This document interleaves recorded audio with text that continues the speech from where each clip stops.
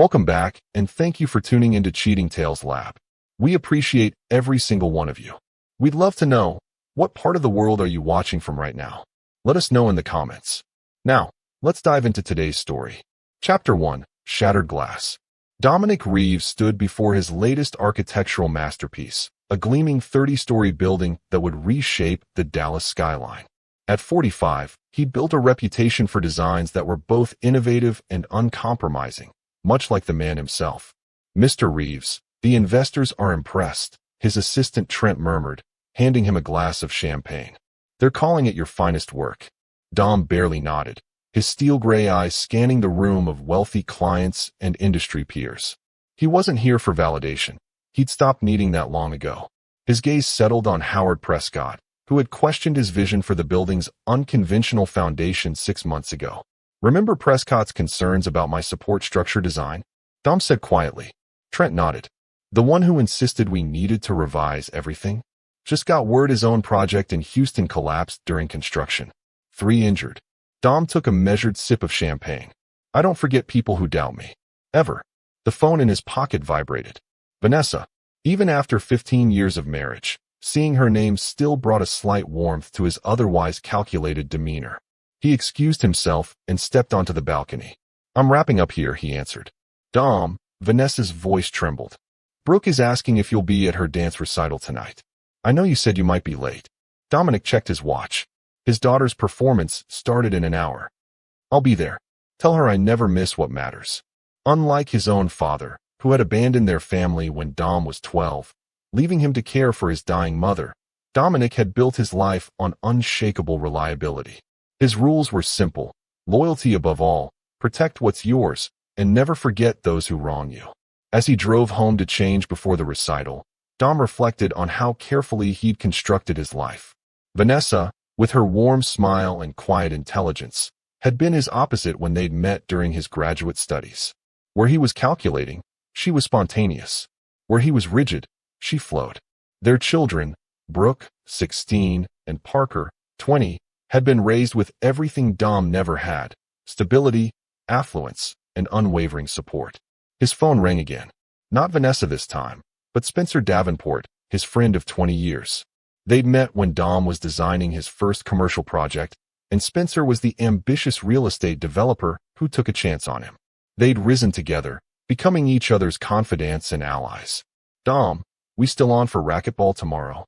Spencer asked. 6 a.m. "Don't be late again," Dom replied, the hint of a smile in his voice despite his words. When he arrived home, the sprawling house was quiet. He changed quickly, noticing that Vanessa had laid out his favorite tie, the small gestures that had sustained their marriage. As he adjusted it in the mirror, he noticed a folded note that had fallen from his jacket pocket, a receipt from La Maison, an upscale downtown hotel. He frowned. He hadn't been there in months, not since meeting a client from Europe. The detail niggled at him as he drove to the recital hall.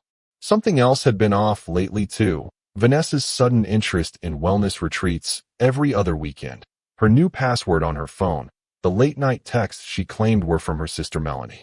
He pushed the thoughts aside as he took his seat in the auditorium. Parker waved from a few rows ahead, sitting with his college friends. Dom nodded back, proud of how his son had followed his footsteps into architecture despite Dom's demanding expectations. Halfway through Brooke's performance, Dom's phone vibrated with an urgent message from his site manager: structural issues discovered at the new project. As the recital ended, he kissed Brooke's forehead, promised Vanessa he'd be home later, and drove to the construction site, unaware that the real collapse in his life was yet to come. Chapter 2, Fault Lines. 3 days later, Dom sat in his home office reviewing blueprints when Vanessa breezed in, dressed for what she called her book club. "I'll be back around 9, she said, avoiding his eyes. "Third book club this week," Dom remarked, his tone even but his eyes narrowing slightly. Vanessa's smile faltered momentarily. "We're doing a special series. Melanie organized it." Dom merely nodded, watching as she left. After hearing her car pull away, he opened his laptop and checked the tracking app he'd installed on her phone after weeks of growing suspicion. The dot moved steadily, not toward her sister's neighborhood, but toward downtown. He closed the laptop, his face impassive despite the cold fury building inside him. 20 minutes later, his phone rang. A Dallas area code he didn't recognize. "Mr. Reeves?" a woman's voice asked. "This is Mercy Hospital. Your wife has been in a car accident." The world seemed to compress around him. "How severe?" "She's stable, but she's asking for you." Dom drove with mechanical precision, his mind cycling through scenarios and contingencies, his default when confronted with chaos. At the hospital, he moved swiftly through the corridors until a nurse at the station stopped him. "Only family allowed," she said firmly. "I'm her husband," Dom replied, his voice betraying nothing of the adrenaline coursing through him. The nurse checked her chart, her expression shifting. "That's strange. Another man already signed in as her husband." For the first time in decades, Dominic Reeves felt his carefully constructed control slipping. The nurse continued speaking, but her words became distant as he moved past her toward Vanessa's room. Inside, he found Spencer Davenport holding his wife's hand, their fingers intertwined with the easy familiarity of longtime lovers. Vanessa's face drained of color when she saw Dom in the doorway. "We've been trying to find the right time to tell you," Spencer began, not releasing Vanessa's hand. Dom stood perfectly still, absorbing the scene like a photograph he would never forget. His best friend and his wife. The pieces clicked into place with sickening clarity. The hotel receipt he'd found had been Spencer's, accidentally transferred to his jacket during their last racquetball game. The weekend retreats. The late-night texts. Without a word, Dom turned and left, ignoring Vanessa's broken call of his name. In the parking lot, he sat in his car, hands gripping the steering wheel, his breathing measured despite the roaring in his ears. The betrayal wasn't just the affair, it was the calculated deception from the two people he had trusted most. For 3 weeks, Dom went through the motions of his life with mechanical precision. He moved into his downtown apartment above his studio, filed for divorce through his attorney, and continued overseeing his projects. He answered messages from Parker with brief reassurances, but ignored the 27 increasingly desperate calls from Vanessa. On the 28th call, he finally answered. "What could you possibly have to say?" His voice was controlled, almost curious. "Please, Dom. Let me explain. It's not what you think. I saw exactly what it is." He cut her off. "How long?" The silence told him everything. 2 years, she finally whispered. 2 years. Parker's graduation. His mother's funeral. The anniversary trip to Belize. All lies. "Dom, please," Vanessa continued. "Spencer doesn't mean anything to me. It was a mistake." "No," Dom interrupted, his voice now tinged with something that made Vanessa fall silent. "A mistake is something you do once. You made thousands of deliberate choices to betray me. Every lie, every night, every message. You chose this. What about the kids? Can we at least talk about? Parker is an adult. Brooke is old enough to understand betrayal. I'll see you at the divorce proceedings." As he ended the call, Dom didn't feel rage or heartbreak. Instead, a familiar cold clarity settled over him. The same feeling he'd had at 12 when he'd realized his father wasn't coming back. The same resolve that had carried him through building his company when investors abandoned him early on. Betrayal didn't break Dominic Reeves. It crystallized him. Chapter 3. Calculated Response. The family home that Dom had designed himself now felt like a mausoleum of lies. He stood in the foyer, having arranged to collect some personal items while Vanessa was out. Footsteps on the stairs revealed Parker, home from graduate school for the weekend. "Dad," Parker said, his expression caught between anger and relief. "You finally showed up." Dom studied his son's face. "I'm here for my things." "That's it? After 23 years of marriage, you're just walking away?" "Mom's devastated." "Is that what she told you?" Dom asked, his voice eerily calm. Parker stepped closer. "She said you found out about her and Spencer, and I get it. It's messed up. But families work through things. They talk. They don't just vanish." "Did she mention it's been going on for 2 years? That they've been systematically lying to all of us?" Dom maintained eye contact, watching the information land. Parker faltered. 2 years? But that means during my graduation." "Yes." The doorbell interrupted them. Dom opened it to find Brooke, tears streaming down her face, her dance bag slung over her shoulder. "I hate her," she said, pushing past him into the house. "I hate them both." Dom closed the door. "What happened?" "I went to Uncle Spencer's office to surprise him. He promised to help with my college applications." Brooke's voice was tight with fury. "His assistant said he was meeting with Mom, So I waited. When they came out, they were kissing. Like it was normal. Like they weren't destroying everything. Parker sank onto the stairs, head in his hands. Dom placed a steady hand on Brooke's shoulder. I need you both to understand something, he said, his tone leaving no room for dispute. What happens next isn't about reconciliation. It's not about forgiveness. I don't forgive betrayal, not from anyone. So what? You're just done with Mom? Parker asked. Your mother made her choice. So did Spencer. Dom's eyes hardened. Now I'm making mine. Later that evening, Dom sat in his downtown office when Raymond Gallo, his head of security and one of the few people he genuinely trusted, entered with a file. You were right, Ray said, placing the file on Dom's desk. Financials, communications, hotel records, it's all there. Dom flipped through pages of bank statements, phone records, and time-stamped security footage. And the properties? 3 undershell companies. 1 in Aspen, 1 in the Bahamas, and 1 by the lake. Spencer's been preparing for a while. Dom closed the file. He always said I taught him to have contingency plans. Yet he wasn't smart enough to hide his affairs from his own company's security systems. What's the play here, Dom? Ray asked. Legal route. Scandal? Financial takedown. Dom walked to the window overlooking the Dallas skyline. The building directly across housed Spencer's company headquarters, close enough that Dom could see the executive offices. People like Spencer and Vanessa think betrayal is just an inconvenient chapter. Something you do, then move past. Dom turned, his expression neutral, yet somehow more frightening for its calmness. I'm going to show them it's the whole story.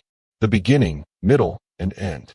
Ray had worked with Dom long enough to recognize the resolve in his voice. How far are we taking this? All the way, Dom replied. First step is information. I want everything. Who else knows? Who helped them? What they've planned? Then I want options. Options for what? Dom's smile was barely perceptible.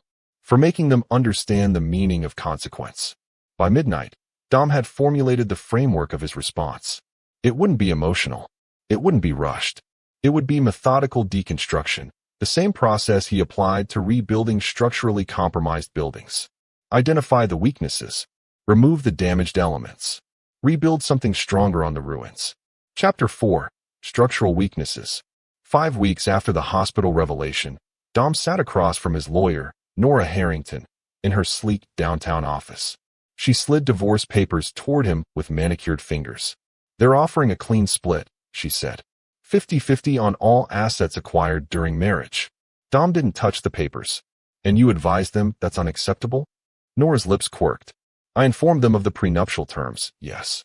Your separate property remains separate, including your company's shares and intellectual property. And Spencer's company? Not technically part of the divorce proceedings, but... She hesitated. Vanessa's attorney mentioned they'd appreciate your discretion regarding their relationship. They want my silence. Dom translated, his voice flat. They've indicated a willingness to provide additional compensation for a non-disclosure agreement. Dom finally took the papers, scanning the terms with practiced efficiency. They're afraid. As they should be, Nora replied. She'd represented Dom for 15 years and knew his methodical nature. Your counteroffer? Accept the prenup enforcement. Decline the NDA request. I want full custody of Brooke until she's 18. Nora made notes.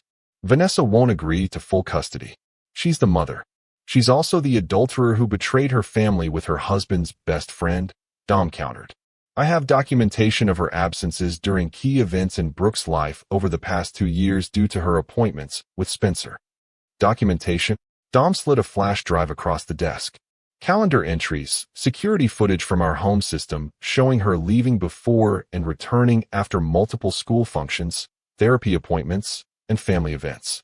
Plus testimony from Brooke herself. Nora pocketed the drive. This will get ugly. It already is. Dom stood to leave. One more thing. I want a forensic accounting of all household expenses for the past 3 years. Credit cards, bank accounts, everything. Looking for something specific? Dom paused at the door. Just confirming what I already know. Meanwhile, across town, Spencer Davenport paced his penthouse office as his financial advisor delivered unwelcome news. 3 major investors have pulled out of the Riverwalk project, the advisor reported nervously. They cited concerns about company stability. Spencer stopped pacing. Which investors? Matsuda Group, Wellington Partners, and Crown Holdings. All clients Spencer had obtained through Dom's connections. The timing wasn't coincidental. "He's starting," Spencer muttered, then turned to his advisor. "Move our liquid assets to the offshore accounts. Accelerate the merger discussions with Barrett Construction." "Sir, Barrett's offer undervalues us by at least 30%. "Just do it," Spencer snapped. "And get me whatever leverage you can find on Dominic Reeves." That evening, Dom visited his daughter at Melanie's house, where Brooke had been staying since the revelation. He found her in the guest room, surrounded by textbooks. "How's the physics coming along?" he asked, leaning against the doorframe. Brooke looked up, her eyes, so like his own, lighting with relief at his presence. "I hate it, but I'm maintaining my 4.0. That's my girl." He sat on the edge of the bed. "I've filed for custody." Brooke nodded. "Good. I already told Mom I want to live with you. It might get complicated. Legal proceedings usually do. Mom's already trying to paint you as absent. Workaholic. Emotionally unavailable." Brooke's voice was bitter, as if that justifies what she did. Dom studied his daughter, noting the hardness that had crept into her expression over the past weeks. "Don't let their actions change who you are, Brooke." "Why not? You're changing. I've never seen you like this." "I'm not changing," Dom corrected her. "I'm revealing who I've always been." Later that night, Dom met Ray at a nondescript bar on the edge of town. The location was deliberate, far from their usual haunts where they might be recognized. "We've got something," Ray said, sliding a folder across the table. "Spencer's company isn't just in financial trouble. He's been moving money through a series of shell corporations, then back to personal accounts." Dom opened the folder to find bank statements and transaction records. "Money laundering?" "Looks like it," Ray confirmed. "And there's more. Remember that contractor who died on his Houston project last year? The one ruled an accident. Hernandez. Scaffolding collapse." Ray nodded. "I found emails suggesting Spencer knew about safety violations but concealed them to avoid construction delays." Dom absorbed this information with cold calculation. "And Vanessa? She's been moving money too. Small amounts from her personal accounts to a separate bank altogether. Started about 18 months ago. Their exit strategy," Dom surmised. "Planning their new life together once they finally told me." Ray hesitated. "There's one more thing. Your son, Parker." Dom's eye snapped up. "He met with Spencer yesterday. Private room at the Capitol Grill. Stayed for over an hour." For the first time, a flicker of genuine emotion crossed Dom's face. "Give me the security footage."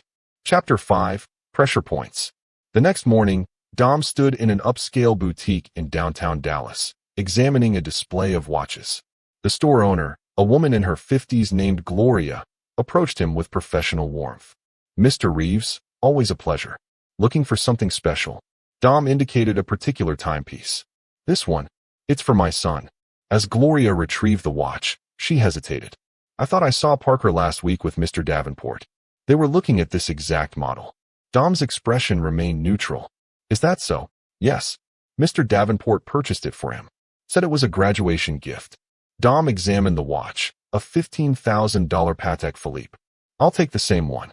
Have it engraved."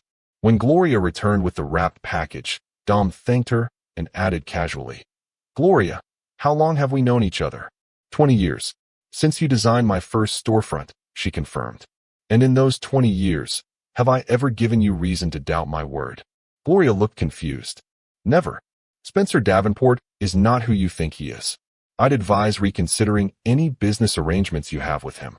Gloria's expression shifted. "My lease renewal with his company is next month. Perhaps you should diversify your options," Dom suggested mildly.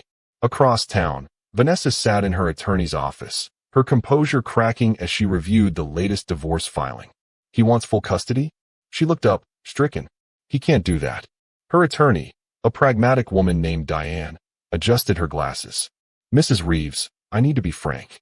Your husband has substantial documentation of your absences during important events in your daughter's life. Events you missed because you were with Mr. Davenport. That doesn't make me a bad mother." "No, but it makes his case stronger than we'd like." Additionally, Diane hesitated. "What?" "He's submitted records showing you've been transferring funds to separate accounts over the past year and a half. The court might view this as preparation to abandon your family obligations." Vanessa paled. "Those were just savings. For emergencies." $342,000 in emergencies. Diane's tone was skeptical. Mrs. Reeves, your husband is building a methodical case. He's not acting emotionally. He's dismantling your position piece by piece. That evening, Dom received a text from Parker asking to meet at his apartment. When his son arrived, Dom noticed the Patek Philippe on his wrist immediately. Nice watch, Dom remarked, pouring them both whiskey. Parker glanced down, then met his father's eyes. Spencer gave it to me. I know. Dom handed him a glass. Gloria told me. Parker took a long sip, then set the glass down. I met with him. I know that too. He offered me a position at his company. Said with the right guidance, I could be running my own division within 5 years. Parker's voice was tight. He also said you were planning to destroy him. That you were becoming unhinged with revenge. Dom studied his son, seeing the conflict in his eyes. And what do you think? I think. Parker struggled. I think Spencer betrayed you. But I also think he's always supported my career. Even when you pushed me harder than I thought I could take. So you're considering his offer? Parker's silence was answer enough. Dom moved to a drawer and removed a small box, placing it on the table. I bought you the same watch. Had it engraved. Parker opened the box to find an identical timepiece. He turned it over to read the inscription. Integrity is the only true legacy. Dad, Spencer isn't offering you a career, Dom said quietly. He's buying an alliance against me. He knows I'm vulnerable where you and Brooke are concerned. Parker looked up, confusion evident. What are you going to do to him? The question isn't what I'm going to do, Dom replied. It's what he's already done to himself. Ask him about Alberto Hernandez. Who? The contractor who died on his Houston site last year. Ask him if the safety violations were worth saving 2 weeks of construction time. Parker's expression shifted. What are you saying? I'm saying choose your loyalty carefully. Dom met his son's gaze directly. Because I never forget those who stand against me, even if they're my blood. The next day, Dom met with Olivia Mitchell, Spencer's ex-wife, at her ranch outside the city. A former competitive equestrian, Olivia had largely withdrawn from society after their contentious divorce 5 years earlier. I'm surprised you called, she said, pouring iced tea on her sprawling porch. Vanessa and I aren't exactly friends. I'm not here about Vanessa, Dom replied. I need information on Spencer's foreign accounts. Specifically, the ones he hid during your divorce. Olivia's eyes widened slightly. How did you know about those? The same way I know he leveraged his relationship with Judge Weston to get a favorable settlement. The same way I know about the safety cover-ups, the money laundering, and the bribery of city officials for expedited permits. She set her glass down. What exactly are you planning, Dominic? Justice, he said simply. With your help, or without it. Olivia studied him, then stood and walked to a bookshelf. She removed a false panel and extracted a flash drive. My attorney found these accounts too late to include in the settlement, she explained, handing him the drive. Spencer doesn't know I have this information. I was saving it. For what? Olivia's smile was cold. The right moment. I believe that moment has arrived. As Dom drove back to the city, Ray called with an update. Spencer's trying to fast-track a merger with Barrett Construction. He's desperate for liquidity. Block it, Dom instructed. Use the safety violation documentation. Send it anonymously to Barrett's legal team. Already done, Ray confirmed. Also, Vanessa requested a meeting. Says it's about the children. Dom considered this. Set it up. Public place. Tomorrow. You sure that's wise? No, Dom admitted. But it's necessary. The children need to see who we really are. Chapter 6. Controlled Demolition. Dom chose the Gardens, an upscale restaurant with a private terrace, for his meeting with Vanessa. He arrived early, selecting a table with a clear view of both entrances, a habit from years of business negotiations. Vanessa arrived precisely on time, still beautiful at 43, though strain had etched new lines around her eyes. She wore a conservative navy dress, her blonde hair pulled back in a simple chignon. The image of contrition. Thank you for meeting me, she said, taking the seat across from him. Dom nodded almost imperceptibly. You mentioned the children. Yes. Vanessa folded her hands on the table. Brooke refuses to speak to me. And Parker, he's caught in the middle. This isn't healthy for either of them.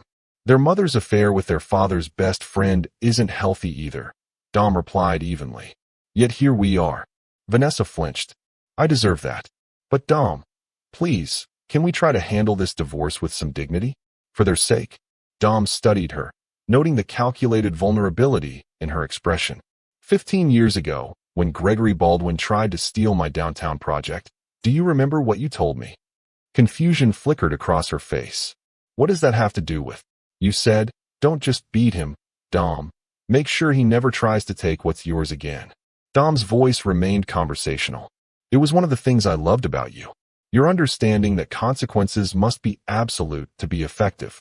We're talking about our family, not business. No, Dom corrected her. We're talking about betrayal. And we both know there's no distinction. Vanessa's composure slipped. What do you want? To punish me? Fine. Take the house. Take the money. But don't use our children as weapons. I'm not using them as anything. I'm showing them the reality you created. Dom leaned forward slightly. You didn't just betray me, Vanessa. You betrayed them. Every time you missed Brooke's therapy sessions to be with Spencer. Every time you lied about where you were during Parker's campus visits. I made mistakes, she whispered. Terrible ones. But I love our children. Yet you were willing to risk their security, their trust, their sense of family. All for what? The excitement of sneaking around with Spencer? Dom's tone remained clinical, which somehow made his words more devastating. You weren't thinking about them when you were planning your new life. The offshore accounts. The properties. Vanessa paled. How did you? I know everything. Dom interrupted. The lake house in Spencer's sister's name. The Bahamian accounts. The apartment in New York under Coastal Ventures, LLC. Dom, please. You're requesting joint custody of Brooke. He continued as if she hadn't spoken. Yet in the past 6 months, you've spent a total of 12 weekends away from her. With Spencer. I have the receipts, the flight information, the hotel stays. Tears formed in Vanessa's eyes. What are you going to do? Dom stood, placing his napkin beside his untouched water glass. I'm going to show our children that loyalty matters, that actions have consequences, and that some betrayals can never be forgiven. As he walked away, Vanessa called after him. You can't be this cold. Not the man I married. Dom paused, turning slightly. You never really knew the man you married. That was your first mistake. Across town, Spencer Davenport faced his own reckoning. He sat in his office, staring at the email that had just destroyed his hopes for a merger with Barrett Construction. The message contained detailed documentation of the Houston safety violations, including his own emails instructing site managers to continue work despite engineer warnings. Attached was a police report request for reopening the investigation into Alberto Hernandez's death. His phone rang, his attorney. Barrett's pulled out, the lawyer said without preamble. And we've received a subpoena for all records related to the Houston project. Someone's made a formal complaint to OSHA. Dominic, Spencer muttered. Whoever it is, they've done their homework. This isn't something we can sweep away. And there's more. 3 of your biggest international clients have suspended contracts pending resolution of these allegations. Spencer ended the call and poured himself a drink with shaking hands. His personal phone buzzed with a text from Vanessa. He knows everything. About the accounts, the properties, all of it. As panic set in, his office door opened. Parker Reeves stood in the doorway, his expression unreadable. Parker, Spencer managed, forcing a smile. I didn't expect you today. Who was Alberto Hernandez? Parker asked quietly. Spencer's smile faltered. Who? The contractor who died on your Houston site. The one whose safety concerns you ignored to save construction time. That's not. Who told you that? Your father. Parker entered the office fully, closing the door behind him. He told me to ask you. So I did my own research. Court records are public, Spencer. It was an accident, Parker. Construction is dangerous. Not when proper protocols are followed. Parker's voice was steady, so like his father's that Spencer felt a chill. I also asked about the offshore accounts. The money laundering. The bribes. Spencer set his glass down. Parker, whatever Dom's told you. He didn't tell me anything specific. Parker interrupted. He just pointed me in the right direction. I found the rest myself, including your plans with my mother. Spencer sank into his chair. You don't understand. Your father, he's a good man, but he's ruthless, unforgiving. We knew he would react this way. So you prepared. Set up escape plans. Hidden money. Secret properties. Parker nodded, all while pretending to be his friend, while having dinner at our house every Sunday. It's complicated. No. Parker removed the Patek Philippe from his wrist and placed it on Spencer's desk. It's actually very simple. You betrayed my father. You helped destroy my family. And now you're facing the consequences. As Parker turned to leave, Spencer called desperately. Parker, wait. I can explain everything. Your father isn't who you think he is.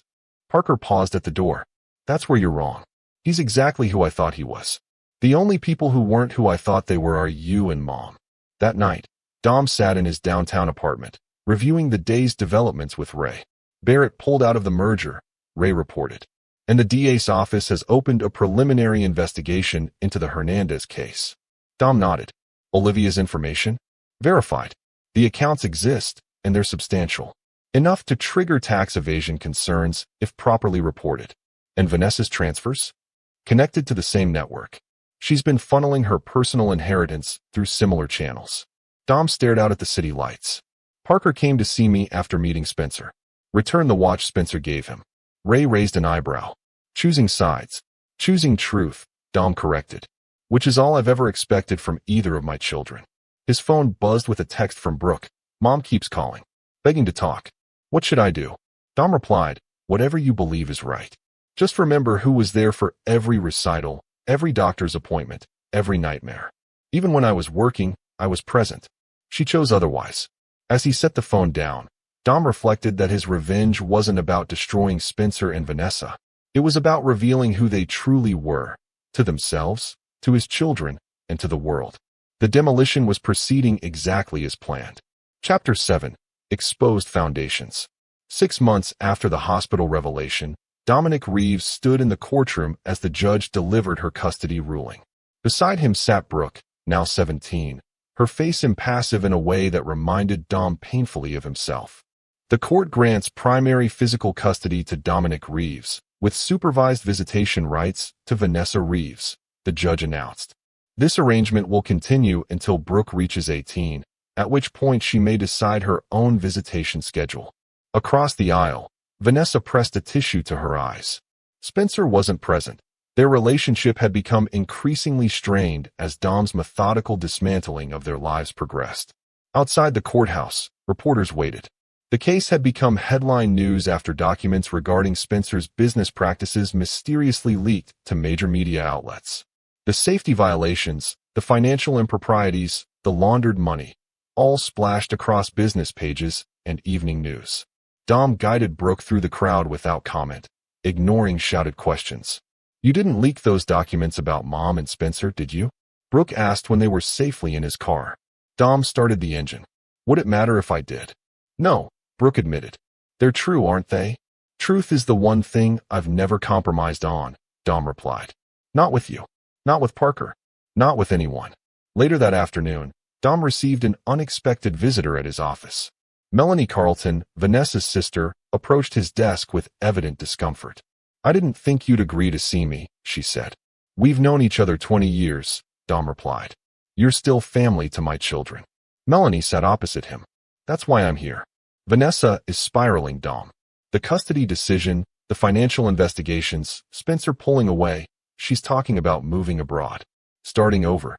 Her choice, Dom said without inflection. What about Brooke? Parker? Do you want them to lose their mother entirely? Dom's expression remained impassive. What Vanessa didn't understand, what Spencer never grasped, is that choices have permanent consequences. When you tear down a foundation, you can't simply rebuild it and expect the structure to stand. This isn't about buildings, Melanie argued. It's about people. About family. Exactly, Dom agreed. And family requires loyalty above all. Vanessa shattered that. Now she's facing the reality she created. Melanie stood, frustration evident. You know, Vanessa always said beneath your controlled exterior was a man capable of incredible warmth. I think she was wrong. There's nothing there but ice. Did Vanessa send you? Dom asked suddenly. Melanie hesitated. No, she doesn't know I'm here. Then why are you really here, Melanie? She sighed. Because despite everything, I still care about my sister. And because... She hesitated. Parker came to see me yesterday. He's worried about you. This caught Dom's attention. Worried how? He thinks your pursuit of justice has become consuming. That you're not just holding them accountable anymore, but systematically destroying them. Dom considered this. Justice without consequence is merely observation. And revenge without limits is just cruelty, Melanie countered. You've won, Dom. You've exposed them, secured custody, maintained your company. Isn't that enough? Dom stood, indicating the meeting was over. When Spencer and Vanessa decided to betray me, they didn't set limits on the damage they were willing to inflict. Why should I? As Melanie left, Dom's phone rang with a call from Ray. Spencer's called an emergency board meeting, Ray reported. He's trying to sell his remaining assets before the regulatory investigation freezes everything. And our contact at the DA's office says they're filing charges next week.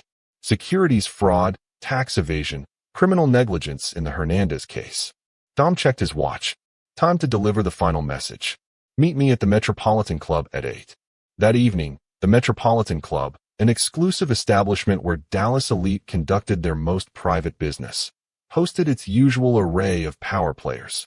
Dom entered precisely at 8, nodding to familiar faces as he made his way to the private dining room he'd reserved. Spencer was already waiting, a tumbler of scotch in his trembling hand. You requested this meeting, Spencer said, his once confident voice now hollow. Why? Dom sat across from him. To give you a choice. Spencer laughed bitterly. A choice? You've systematically destroyed everything I've built. My company's stock has plummeted. Investors are fleeing. The DA is filing charges next week. What possible choice do I have left? Confession or destruction? Dom replied calmly. Full disclosure of all illegal activities, return of embezzled funds, and voluntary surrender to authorities, or complete financial and personal annihilation. You can't be serious. Alberto Hernandez had 3 children. Dom continued as if Spencer hadn't spoken. Their father died because you prioritized profit over safety. His widow is struggling to keep their home. Spencer paled. How do you know that? I know everything about the lives you've damaged. Just as I know about the bribes to building Commissioner Langley, the offshore accounts in the Caymans, the money funneled through your sister's art gallery. Dom's eyes were cold. And I have documentation for all of it. If you had enough for prosecution, I'd already be charged. Some evidence requires context to be admissible. Context I'm prepared to provide, unless you take responsibility yourself. Spencer drained his glass. And Vanessa? What happens to her in this scenario? She chose her path when she chose you. You really are a heartless bastard, Spencer muttered. 20 years of friendship means nothing. Dom leaned forward slightly. When did our friendship end for you, Spencer? Was it the first time you slept with my wife? Or had you already decided I was disposable before that? Spencer had no answer. You have until tomorrow to decide, Dom continued. Confession or destruction. I've prepared documentation for both scenarios. As Dom stood to leave, Spencer asked, what about redemption? Second chances. Dom paused at the door. Some betrayals can't be redeemed. Some relationships can't be rebuilt. You taught me that. Chapter 8. Permanent Fractures. The next morning, Dom stood in his kitchen preparing coffee when Parker arrived, using the key he still kept. We need to talk, Parker said, his expression grim. Dom gestured to a stool at the counter. Coffee. Spencer called me last night after your meeting. He was drunk, talking about confessions, prison, ending it all. Parker accepted the mug Dom offered. What exactly did you say to him? The truth, Dom replied. That his actions have consequences he can no longer avoid. Parker studied his father. This has gone beyond justice, Dad. This is systematic destruction. Is that what you see? I see a man who won't stop until there's nothing left of the people who hurt him. Parker's voice was quiet but firm, even if it means sacrificing parts of himself in the process. Dom leaned against the counter. When you were 10, you built that model bridge for your science project. Remember what happened? Parker frowned at the apparent change of subject. It collapsed during the presentation. Because Nathan Miller sabotaged one of the support beams, Dom continued. You were devastated, humiliated in front of the whole class. What does that have to do with? I told you then what I'm telling you now. When someone deliberately damages what you've built, you don't just repair it. You rebuild it stronger and make sure they can never harm it again. Mom and Spencer hurt you, Parker acknowledged. Betrayed you. But Dad, you've already won. They've lost everything. Reputation, standing, financial security. Spencer's facing criminal charges. Mom's lost custody of Brooke. When does it end? Dom's expression remained impassive. It ends when justice is complete. And who decides when that is? You. Parker stood. Spencer said you gave him an ultimatum. What happens if he refuses to confess? Then I'll do what needs to be done. Parker shook his head. The father I grew up admiring knew the difference between justice and vengeance. The father you grew up with believed in loyalty above all, Dom countered. Something your mother and Spencer forgot. And what about your loyalty to the man you used to be? The one who taught me and Brooke about integrity, about being better than those who wrong us. Dom's phone rang before he could respond. It was Ray. Spencer's called a press conference, Ray reported. 1 hour. At his company headquarters. After Parker left, Dom drove to the gleaming tower that housed Davenport Development. A crowd of reporters had already gathered in the lobby. Dom remained at the back, unnoticed as Spencer approached the podium, looking haggard but composed. Thank you for coming, Spencer began, his voice steady despite his appearance. I've called this press conference to address the allegations regarding financial improprieties and safety violations at Davenport Development. Dom watched him passively as Spencer continued. The allegations are true, Spencer admitted. I personally directed the concealment of safety violations at our Houston project, which directly contributed to the death of Alberto Hernandez. I also authorized illegal financial transactions through offshore accounts and engaged in tax evasion. A murmur swept through the assembled reporters. I take full responsibility for these actions, Spencer continued. I've provided the district attorney's office with complete documentation of all illegal activities, and I will be surrendering myself to authorities this afternoon. As questions erupted, Spencer held up a hand. There's one more thing. These actions were mine alone. My personal relationship with Vanessa Reeves, while inappropriate, was separate from my business decisions. She had no knowledge of any illegal activities. Dom's eyes narrowed slightly at this unexpected development. After the press conference, as Spencer was escorted to a waiting car, he spotted Dom in the crowd. Their eyes met briefly, Spencer's resigned, Dom's unreadable. That evening, Dom received a call from Nora, his attorney. Spencer's confession changes things, she said. His deposition specifically absolves Vanessa of involvement in his financial crimes. Because she wasn't involved in those particular aspects, Dom replied. Still, it undermines part of our case. The judge might reconsider the custody arrangement if Vanessa petitions. Dom considered this. She won't petition. How can you be sure? Because I know things Spencer doesn't. Things Vanessa wouldn't want public, especially now. After ending the call, Dom drove to a modest suburban house on the outskirts of Dallas. A woman in her 40s answered his knock, recognition dawning in her eyes. Mr. Reeves? I'm Elena Hernandez. Thank you for seeing me, Dom said, entering when she gestured him inside. The home was simple but well kept. Photos of Alberto Hernandez and 3 children adorned the walls. I heard about the press conference, Elena said, offering him coffee. Spencer Davenport finally admitted what happened to Alberto. Dom accepted the cup. Yes, I wanted you to know there will be a settlement offer coming. For your family. Elena's eyes widened. From Davenport Development? From me, Dom clarified. A trust for your children's education. And this house, paid in full. But why? You didn't cause Alberto's death. No, Dom agreed. But I helped expose the truth.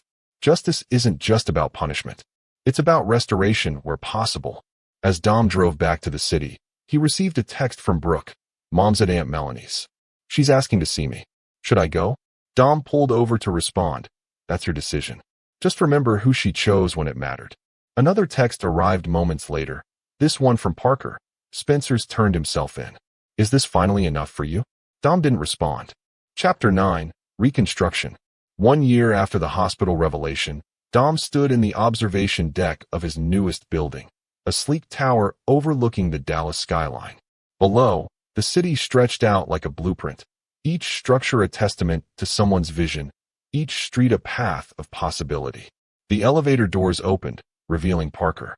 I got your message, his son said, approaching cautiously. You wanted to meet? Dom nodded. Come see the view.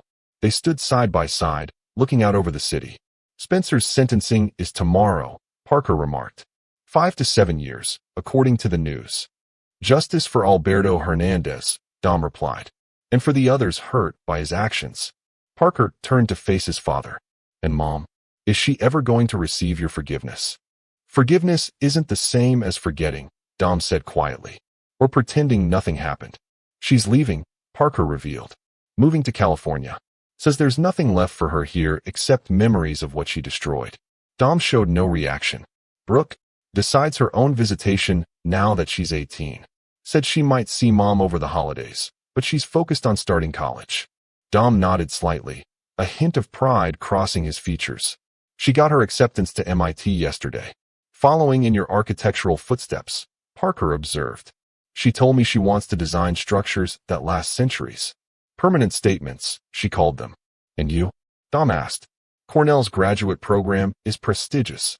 Parker hesitated. Actually, I've decided to accept Stanford's offer instead. Their urban renewal specialization aligns better with my interests. Stanford, Dom repeated, his tone neutral. Where your mother will be living. Yes. You're choosing her side. Parker shook his head. I'm not choosing sides at all. That's what you never understood, Dad. Healing broken things doesn't always mean destroying those who broke them. Dom turned back to the window. When you've built something with your own hands, your life, your family, your legacy, you understand the unforgivable nature of betrayal.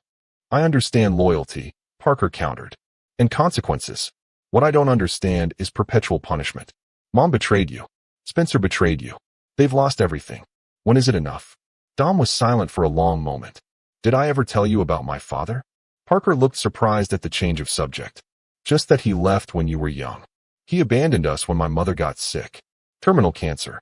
Left me, at 12, to care for her until she died. Dom's voice remained even despite the weight of his words. He returned years later, after I'd built my first successful project. Wanted to reconcile. Talked about forgiveness and second chances. What did you do? Parker asked quietly. I told him exactly what I later told your mother. That some choices are permanent. Some betrayals can't be undone. Dom turned to face his son fully. He died 3 years later. Alone. I didn't attend the funeral. Parker absorbed this. So that's it. The pattern repeats. Mom dies alone someday. You stay unforgiving. Brooke and I pick sides. Not sides, Dom corrected. Values. Loyalty. Consequences. Truth. And what about redemption? Growth? The possibility that people can change. Dom's expression softened almost imperceptibly. That's what you believe. It's what you taught us, Parker said. Until this happened. Dom placed a hand on his son's shoulder. Go to Stanford. Maintain your relationship with your mother. But remember what happened, why it happened, and protect yourself accordingly. Is that forgiveness? Parker asked skeptically. No, Dom replied honestly. It's acceptance. Recognition that her relationship with you is separate from her betrayal of me. As they prepared to leave, Parker asked one final question. The settlement for the Hernandez family. That was you, wasn't it? Not Spencer. Dom nodded once. Why? That wasn't part of your revenge. Because justice isn't just punishment, Dom replied, echoing his words to Elena. Sometimes it's restoration too. Later that evening, Dom sat alone in his apartment when his phone rang with an unfamiliar number. Dominic Reeves, he answered. Mr. Reeves. A woman's voice, professional but warm. This is Dr. Cameron from Dallas Memorial. I'm calling about your daughter, Brooke. Dom's heart stuttered. What happened? There's been an accident. Single vehicle collision on Highway 75. She's in surgery now. I'm on my way, Dom said, already moving. At the hospital, the same one where he'd discovered Vanessa's betrayal. Dom strode through corridors with single-minded focus until he reached the surgical waiting area. He stopped short at the sight of Vanessa, her face tear-streaked, rising from a chair. What happened? He demanded, maintaining distance between them. She was driving back from MIT orientation, Vanessa explained, voice breaking. The police said she swerved to avoid another car and hit the guardrail. Dom processed this with outward calm despite the terror gripping his heart. Prognosis? They don't know yet. Internal bleeding, possible spinal injury. Vanessa wiped at her eyes. They called me first because my number was in her recent calls. They sat on opposite sides of the waiting room, the silence between them charged with a year's worth of unspoken words. Hours passed. Parker arrived, moving between his parents like a diplomat between hostile nations. Near midnight, the surgeon appeared, still in scrubs. Mr. and Mrs. Reeves, she began. Brooke's out of surgery. The internal bleeding is under control, but there was spinal trauma. We won't know the full extent until she regains consciousness. When will that be? Dom asked, his voice steady despite his fear. Hard to say. Hours, maybe days. She's fighting, though. After the surgeon left, Vanessa approached Dom cautiously. She's going to need both of us, she said quietly.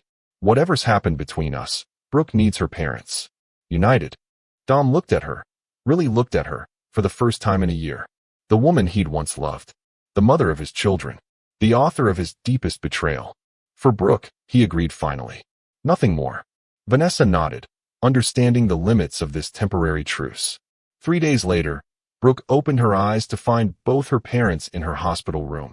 Her father by the window, her mother in the chair beside her bed. Well, this is weird, she murmured, her voice hoarse. Dom moved immediately to her side. How do you feel? Like I crashed a car. Brooke attempted humor despite her obvious pain. Are you two actually in the same room voluntarily? For you, Vanessa said, gently squeezing her hand. Always for you.